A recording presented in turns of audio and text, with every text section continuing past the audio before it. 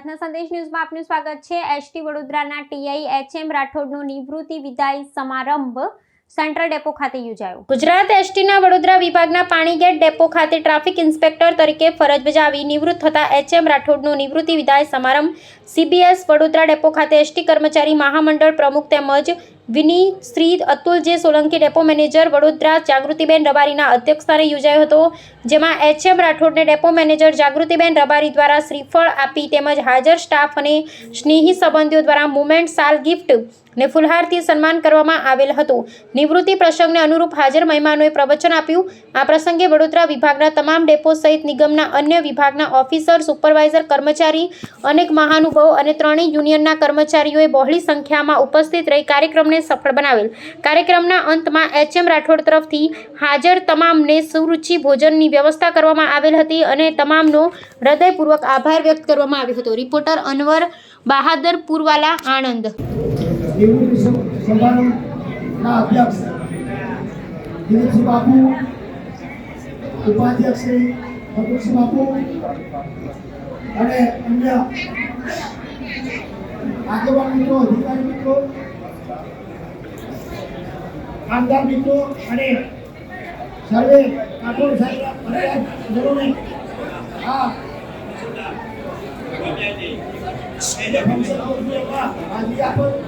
એ બદલ સૌ કોઈનો આભાર વ્યક્ત કરું છું અને આ તબક્કે આ કાર્યક્રમ પૂર્ણ થાય છે અને હવે પછી જેને પણ ઉદાર કરવું હોય એ ટ્રીપ પર આવી કરી શકે છે અને ભોજન સમારંભ નીચે એટીએમની કેબિનમાં ઉપર રાખવામાં આવેલ છે। બુકિંગ ઓફિસ બુકિંગ ઓફિસ અહીં રાખવામાં આવેલ છે। એસટી કર્મચારી મહામંડળના આપની જે એસટી નિગમની અંદર જીએસઆરટીસી ની અંદર હું તો એમ પણ કહીશ કે આપની એક ધડકન એવા દિલીપસિંહ બાપુ અને એવા જામત અને હોશ ચાણક્ય નીતિ એસટી નિગમની અંદર થાય છે અને આપ સૌએ એ મહિના અગાઉનો વિડીયો આપ સૌએ દરેક કર્મચારીઓએ દેખેલો મિત્રો।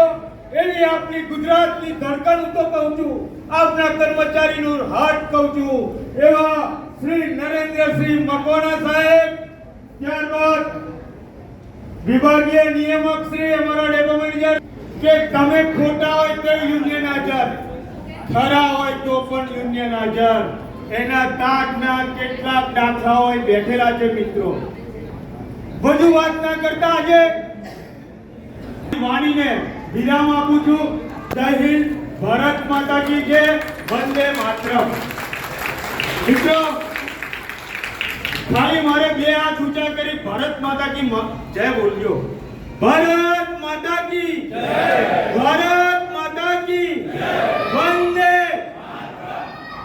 નિવૃત્તિ વિદાય સમારંભમાં મહામંડળના મારા મહામંત્રી, વિભાગીય નિયામક સાહેબ, મહામંડળના મેનેજર પ્રમુખ સિંહભાઈ, બેન